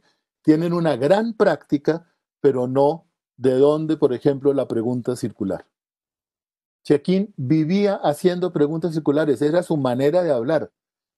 Y un almuerzo, comer uno con Chequín, él estaba permanentemente haciendo hipótesis y preguntando. Esto no se lo inventó, él era así. No sé cómo decirlo distinto, pero era fascinante el estar con él y hablar de cualquier cosa. Y ustedes se dan cuenta que permanentemente estaba conectando y haciendo preguntas de una y otra manera. Entonces, lo que dicen es que Paul Dell junta a Maturana con los de Milán. Y les dice, señores de Milán, ustedes la base que necesitan es esta teoría que está desarrollando Humberto Maturana. Otro punto que pasa es, ya lo apunté ahí, Carl Tom. Carl Tom es un psiquiatra canadiense, amoroso, inteligente, brillante, el cual, como los países cultos, puede darse el lujo de los años sabáticos. Él había estudiado medicina, hace medicina interna y durante el ejercicio con pacientes, él dice, no, yo necesito entender más a la gente, no solamente lo que tiene enfermo. Entonces decide hacer psiquiatría. Entonces se vuelve, hace medicina interna, hace psiquiatría. Y después dice, no, pero a mí me falta algo y tengo que estudiar terapia de familia. Estudio terapia de familia en todo lo que es la terapia de familia estructural de Minuchin y trabaja mucho tiempo con todos estos elementos. En el año 80, él tiene un año sabático y, maravilla, sin pandemia, dice, me voy para Europa un año a ver qué hay de terapia. Y se fue a mirar qué grupos de terapia hay. Va a un seminario en la Tavistock. La Tavistock Clinic para los psicoanalistas es como el Vaticano. A los psicoanalistas kleinianos, freudianos, kleinianos. Allá estuvo Melanie Klein, allá estuvo Freud, allá estuvo Anna Freud y todo eso. Hoy, la Tavistock tiene una parte psicoanalítica y una sistémica. Y en la sistémica hay un trabajo con colegios, con la parte educativa, por si les interesa. Él llega a la Tavistock y, oh sorpresa, los de Milán están haciendo un seminario. En ese momento los de Milán eran ya Boscolo y Cecchin. Se habían separado ellos dos de las dos señoras porque la Selvini decía que a ella le aburrían los estudiantes, que los estudiantes hacían preguntas incómodas, que era la jartera, que no estudiaban, que no leían y hacían unas preguntas mamoncísimas, horribles. Boscolo y Cecchin dijeron, nos encantan los estudiantes, porque nos hacen preguntas que nos hacen pensar. Y esa es la razón de la separación de ellos. Ella se va con su hijito Mateo y con otra gente y se dedican a lo que ellos llaman los juegos psicóticos en la familia y publican un libro que se llama Los juegos psicóticos en la familia, en lo cual miran cómo la psicosis sería una manera de comunicación dentro del grupo familiar. Boscolo y Cecchin entonces empiezan a incorporar cosas de Milán. Llega Tom, queda fascinado con esta manera de trabajar que ellos tienen y dice, ustedes me reciben para ver qué es lo que hacen y se va 3 meses a Milán a verlos trabajar a Boscolo y a Cecchin. Ellos trabajaban primero entrenando gente, el entrenamiento que hoy sigue en Milán, son 4 años, un día a la semana, comenzaron cada 15 días, después un día a la semana, 7 horas, las primeras 3 horas de teoría, las siguientes 4 de práctica, y en esas 4 de práctica se ve una familia, un cliente, y se trabaja con todo ese material, eso durante 4 años. Tom escribe 2 artículos en el cual él dice, ok, lo que hacen los de Milán tiene esto filosófico y teóricamente, y la otra parte explica qué es lo que ellos hacen. Y a partir de ahí él empieza a decir, pero es que lo que es genial de esta gente es la pregunta. Entonces Tom Anderson desde entonces es famoso en el grupo de la terapia, incluso en otras terapias, todo el planteamiento sobre terapia, que es el que les voy a presentar otra vez y volvemos a hablar. Pero él se mira y pone énfasis en la pregunta. Eso ha evolucionado y otra gente y utilizan hoy en día, en el 2020, la pregunta en organizaciones, utilizando el primer modelo de Tom, en el cual él describe preguntas lineales, preguntas circulares, preguntas reflexivas y preguntas estratégicas. Digamos, él divide en esas 4 primeras, eso ha evolucionado para otro lado. Eduardo, Sí, antes de continuar, entonces, para que ellos se ubiquen, acá en este momento, en cierta medida se produce una ruptura. En ese momento pasamos a tener como 2 escuelas de Milán, ¿no? sí, que se llama, primero sería la inicial, que serían los 4, después aparece el trabajo de paradoja y contraparadoja como punto de referencia, y este trabajo de hipotetización, neutralidad y circularidad. Y ahí vamos en el 80. Ahí se dividen y se aparece lo que se llama post-Milán. El post-Milán son ellos dos del 80 para acá. ¿Ok? Hay una... Peter Lang del Kensington Consultation Center hizo un volumen del Human Systems que se llama dedicado a post-Milán. Porque si les interesa, y ahí habría. En el año 88, Chequín escribe él solo. Ese no está en el libro de Crónica de una investigación. Nueva visita a la hipotetización, neutralidad y circularidad. Una invitación a la curiosidad.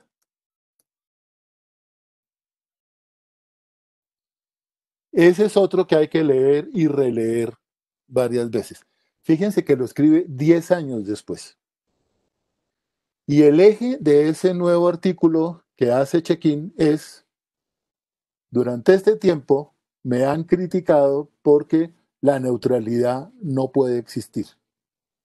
Yo no puedo ser neutral con el abuso, con el maltrato, eso es carreta, la neutralidad a lo suizo, eso no puede ser en terapia ni en la familia. Entonces, hay una cantidad de críticas, en especial las feministas, critican mucho a Chequín sobre eso. Entonces Chequín dice, perdónenme, es que ustedes no me entendieron. Olvídense, borrón y cuenta nueva. No hablen de neutralidad, hablen de curiosidad. Y la curiosidad es, póngase curioso con todo.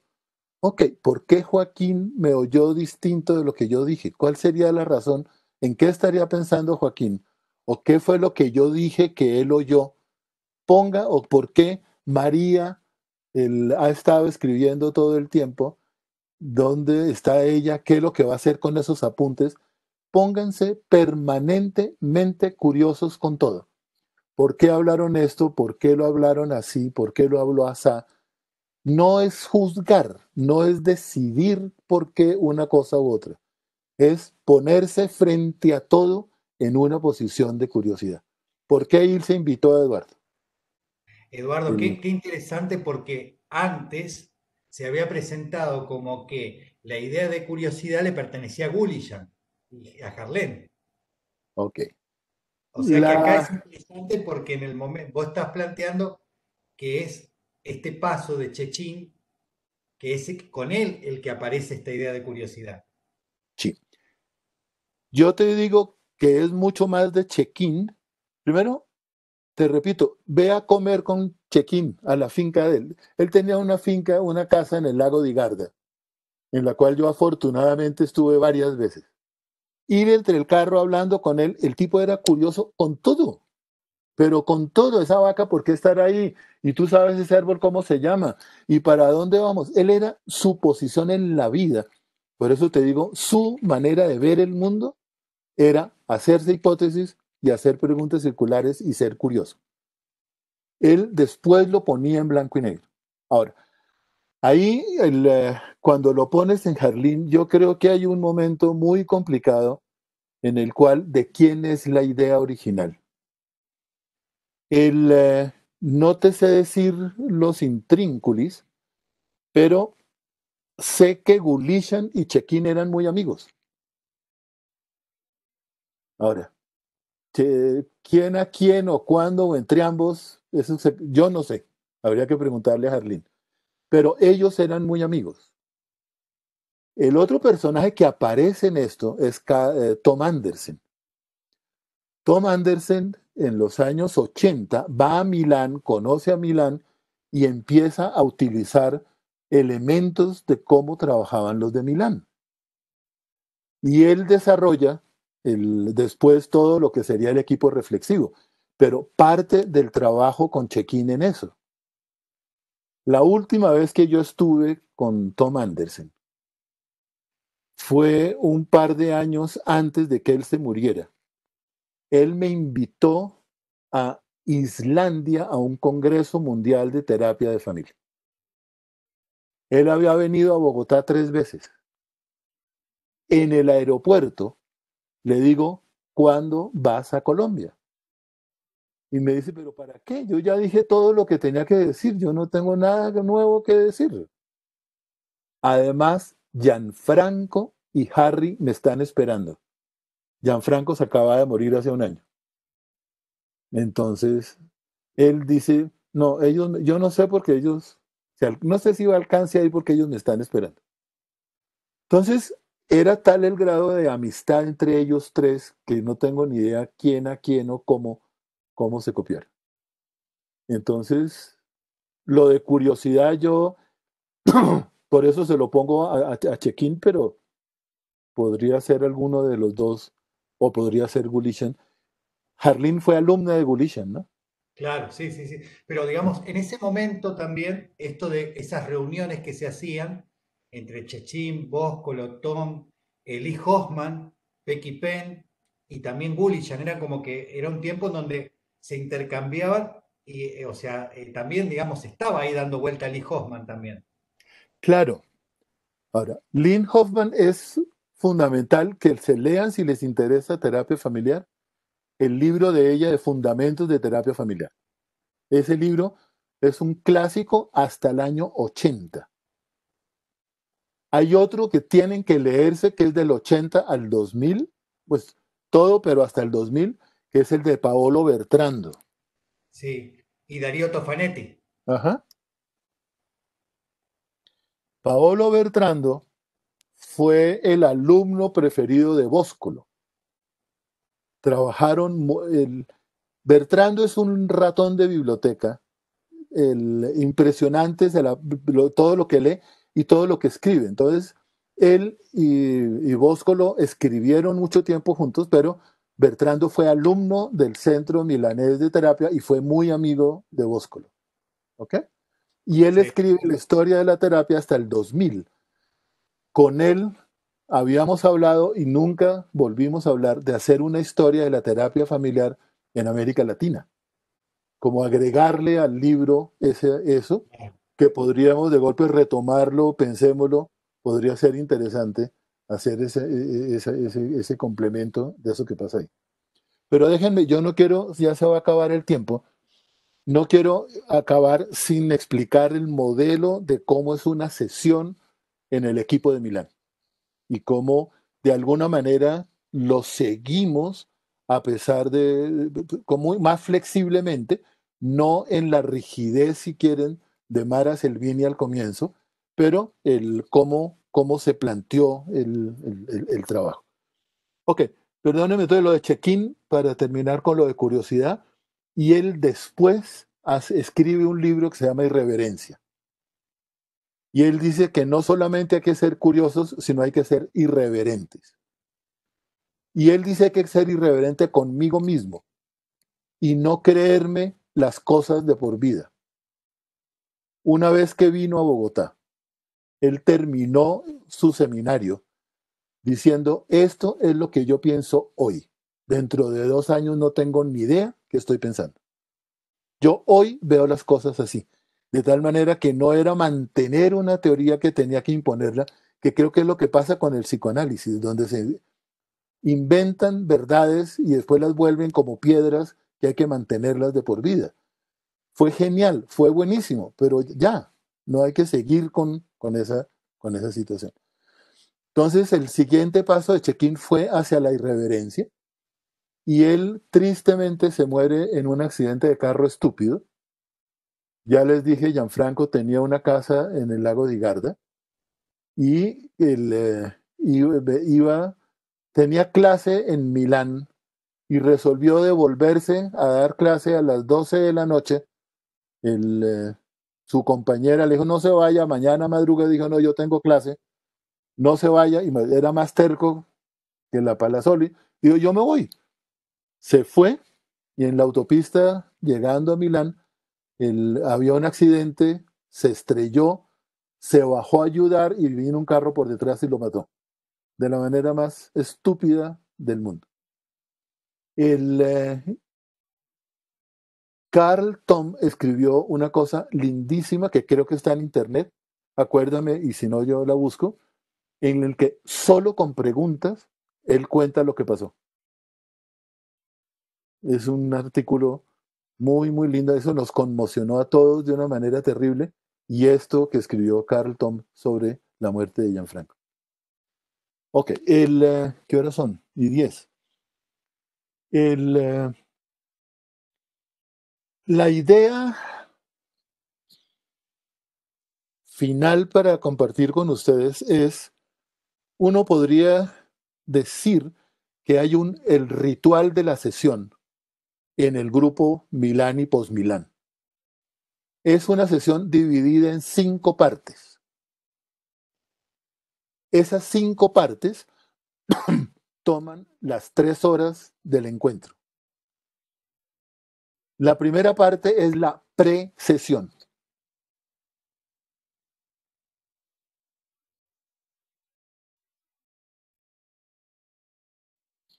En el cual todas las veces, no solo la primera, sino todas las veces que ustedes vayan a hablar con una familia, con una persona, con una pareja, ustedes miran la información que tienen. Y si no la tienen, se la inventan. Qué curioso que María me pidió consulta después de haber hablado de esto.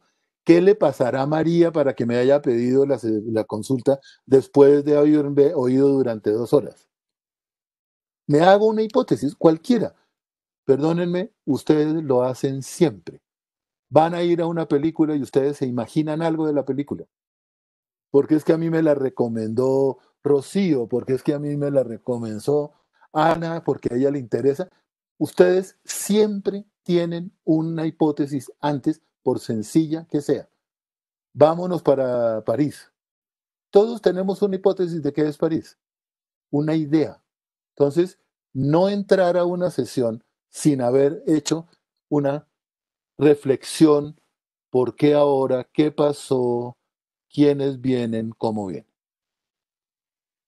Esa precesión, los de Milán, aquí me ha faltado introducir algo, y es, ellos comienzan a trabajar con este esquema que les estoy planteando, pero comienzan a trabajar los 4 y utilizan la cámara de Gesell. Ustedes saben la cámara de Gesell, etcétera, no tengo que hablar de ello. ¿O sí? El señor Gesell, ¿qué? ¿Señor? ¿Qué dijo Ilse? No, sí saben qué es. Ok.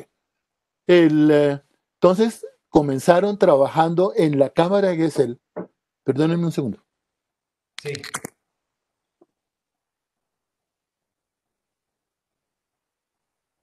Doy por hecho de que todos saben, pero bueno, si no, recuerden que son las dos, digamos, esto de el vidrio, digamos, espejado y detrás están los otros, digamos, ya saben, sí. Gracias, Belén.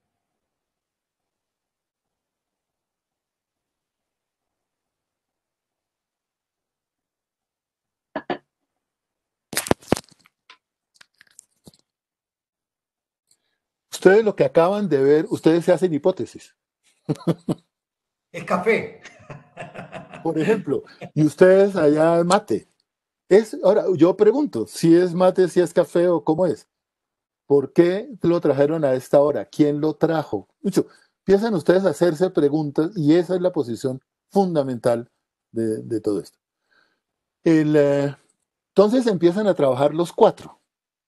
Inicialmente, lo que hicieron fue, como eran dos hombres y dos mujeres, entrar en pareja y los otros quedaban detrás del espejo. Al comienzo, la familia nunca veía a los que estaban detrás del espejo. Era misterioso y jugaban con eso.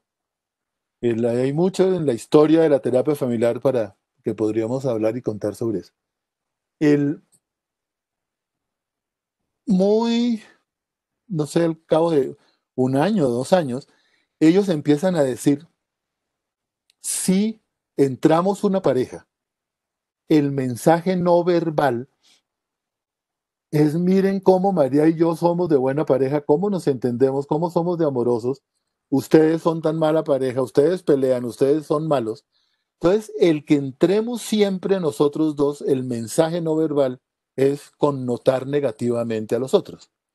Por lo cual resolvieron que solo entraba uno. Y se va una de las personas para atrás y siempre era uno el que trabajaba con la pareja, con la familia, y los otros tres detrás del espejo. En la medida en que empiezan ellos a enseñar, detrás del espejo están los estudiantes.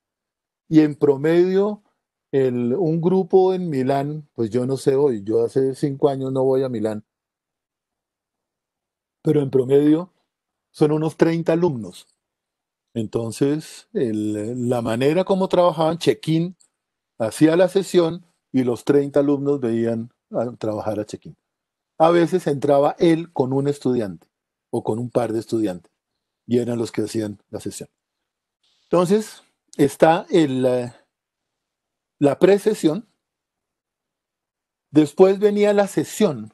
Esa precesión, si quieren mirarla en términos generales, si uno no está presionado, puede tomarse hasta media hora. ¿Ok? Después viene la sesión. Y la sesión inicialmente duraba alrededor de 1 hora, hora y media. Al cabo de la hora y media, la check-in o el terapeuta se salía y hacía una intersesión. En esa intersesión se iba a hablar con los que estaban detrás del espejo. ¿Ustedes qué opinan? ¿Qué vieron? ¿Qué hacemos? ¿Qué no hacemos? Y a la gente en Italia, en todas las esquinas, igual que en Buenos Aires, perdón con Buenos Aires, no conozco Argentina, no conozco más, en todas las esquinas hay un café o un bar. Entonces mandaban a la gente al bar de la esquina lo mandaban y decían: vuelvan en media hora o vuelvan en 1 hora. Y se quedaban hablando, mirando qué hacemos, qué no hacemos, qué entendemos, qué fue lo que vimos. Y allí planeaban lo que ellos llamaban una intervención. Entonces, vuelve la gente a la media hora y después de la media hora se hace la intervención.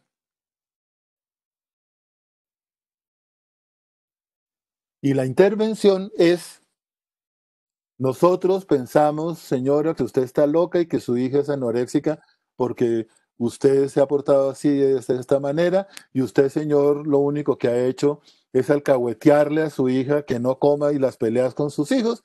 Entonces, ustedes lo que tienen que hacer es seguir portándose igual hasta que podamos entender la próxima vez cómo es que podemos ayudarles a ustedes. Adiós, que estén muy bien.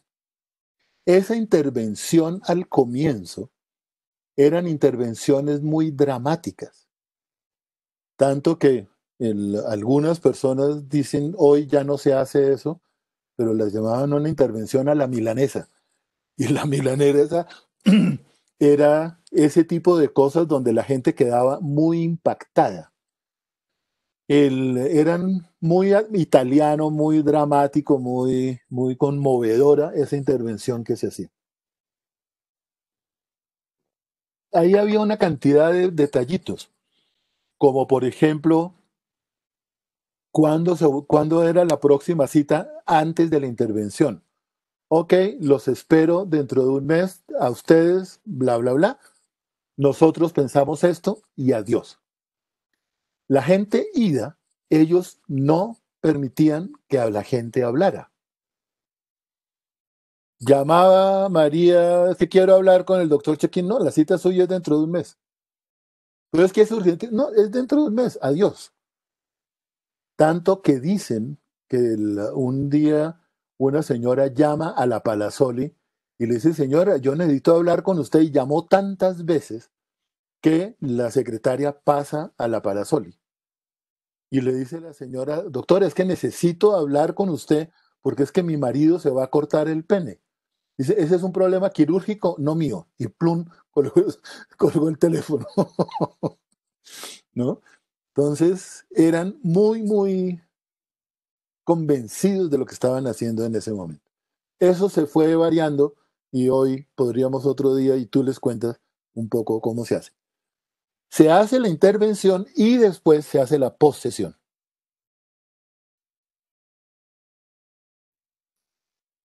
Entonces, ustedes tienen 5 partes y la recomendación, si van a trabajar con esto, tengan ese modelo en la cabeza. Se fue la gente y ustedes, ¿qué hicimos? ¿Qué pasó?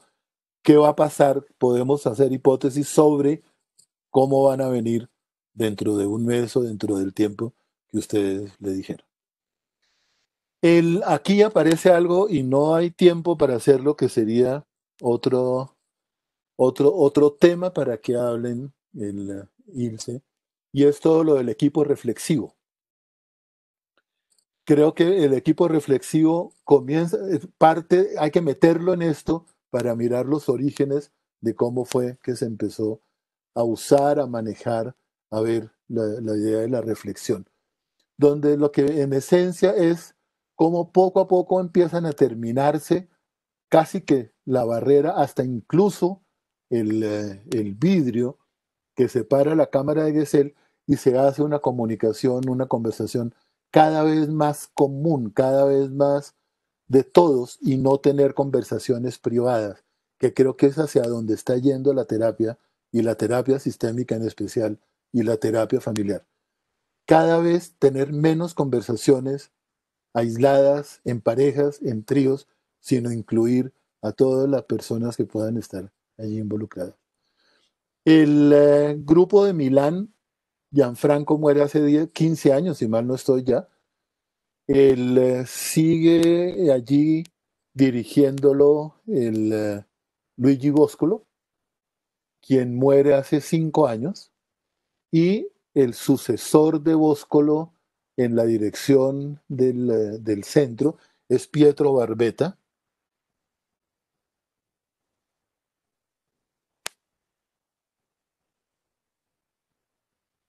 Un personaje fascinante, queridísimo, íntimo de Marcelo Pacman. Muy, muy amigo de Marcelo. Y Pietro, con otro grupo de personas que han trabajado en el centro, está dirigiendo, se llama el Centro Milanese di Terapia.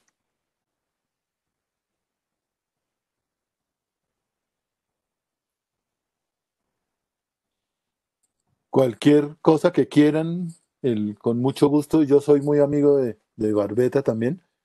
Y ellos siguen formando gente y siguen mucho, todas estas ideas han venido evolucionando.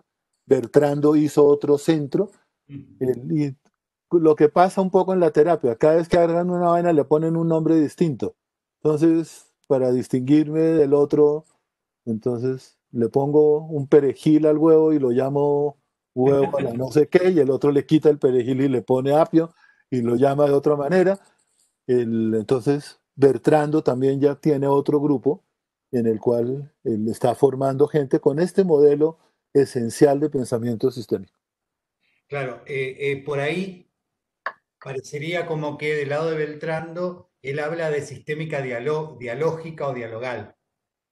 Y del lado del hijo de Selvini, ¿no? Mateo, María Sorrentino y Cirilo, hablan de una sistémica integrativa. Sí. Ahí mira, a ver. Bueno, Este, pero se van como armando clubes, distintos yo los grupos. llamo clubes. Y entonces tienes que mirar cuáles son las reglas de pertenencia al club. Ok. Pero miren, Sí, nos sí. quedan 5 minutos, veo que la gente ya se está yendo. Quiero que me opinen algo, que digan algo. Hablé mucho, no les dejé hablar. Cuéntenme qué reacciona toda esta carreta.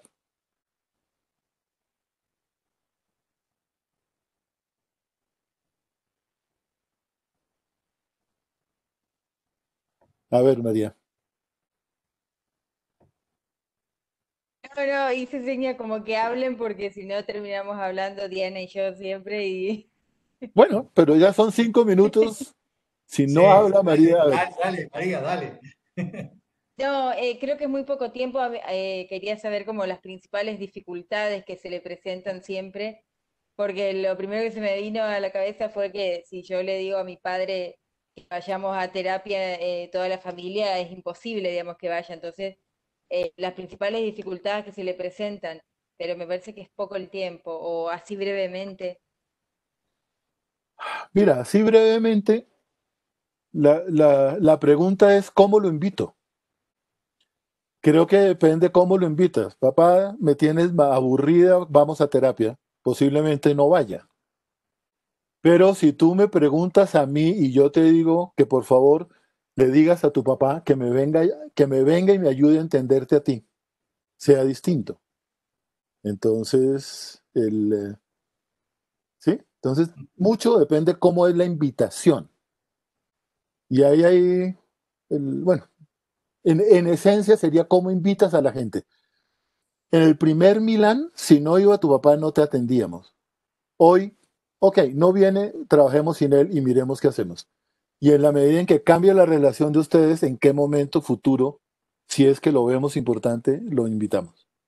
Pero la idea es mucho más flexible de trabajar con lo que tienes, de trabajar con los que vienen y no desde antes decir si no vienen, no los atiendo. ¿Sí? ¿Quién más? Bien. Nos queda una preguntita más y después cerramos. ¿Alguien que quiera o hacer algún aporte? Yo quería agradecer nomás por comentarnos y contarnos un poco su experiencia y desde su lugar. Y bueno, hoy como usted mismo dijo, seguramente cuando vuelva a ver el video de la clase me surjan preguntas o ponga el ojo por ahí o el oído en otras cosas que no llegué a registrar. Pero la verdad que lo que pude entender, comprender y copiar fue bastante claro y con los ejemplos que nos daba por ahí se lograba entender mucho mejor y posicionarnos por ahí desde ese lugar. Muchas gracias. Espero les haya sido útil. Creo que ahí tienen material para hablar, preguntar y si quieren, con mucho gusto, Ilse, me invitan y Sí, sí, hablamos. Eduardo, a mí me gustaría ver esto de las preguntas porque me parece que sería un aporte muy interesante, no solamente para los estudiantes de cuarto, sino los que están haciendo sus prácticas. Así que por ahí después hacemos otro encuentro si vos no tenés inconveniente, la verdad que sería fantástico. Y Con en mi una, caso, sí, perdóname, yo acepto con una sola condición, y es que los que están ahí se comprometan a traer una pregunta. bárbaro, Si bárbaro. no traen la pregunta de antes, ya no, pero con la Bueno, ahí pregunta te con mucho salió gusto. Palazzoli, che. ¿Cómo? Ahí te salió Palazzoli. Eduardo querido, mira, estoy en un dilema. Ahora ya no sé si es más el afecto que te tengo o la admiración. Ah, Por mira. esto, por este encuentro me parece que más hay admiración que afecto, pero se conjugan. Ok, Así que muchas gracias. te agradezco muchísimo porque, bueno, esto es esto que decían y que compartíamos, ¿no? El que nos relataste una historia, eh, realmente es interesante la conexión, contextualizar, el acercarnos primero a una vivencia para después ir al texto, porque a mí me parece que ir al texto primero sin esto es letra muerta. y con tu aporte, con esta iniciativa de presentarnos un panorama, nos hace llegar al texto de otra manera. Así que te agradezco por tu generosidad, tu gentileza de bien y por esta docencia bueno, que brota así del alma, porque bueno, o sea, realmente no hace falta que te preguntes si sos docente. Esto que pasó Ok, ya nos contesta. ok. Muchas gracias a ti, gracias a ustedes, gracias María, gracias todos y todas. Y espero nos volvamos a ver con mucho gusto. La Seguro, única seguro. condición es que cada uno traiga una pregunta. Les tocó ver el Bueno, video o hacer algo, pero con una pregunta y ahí arrancamos. o sea que ahora te voy a decir Eduardo Palazzoli. Eso,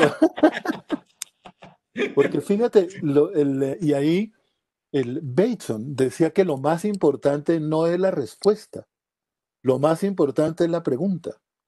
Es esto, ¿qué pregunta les surge a ustedes? Eso es lo importante, no la historia que yo eche.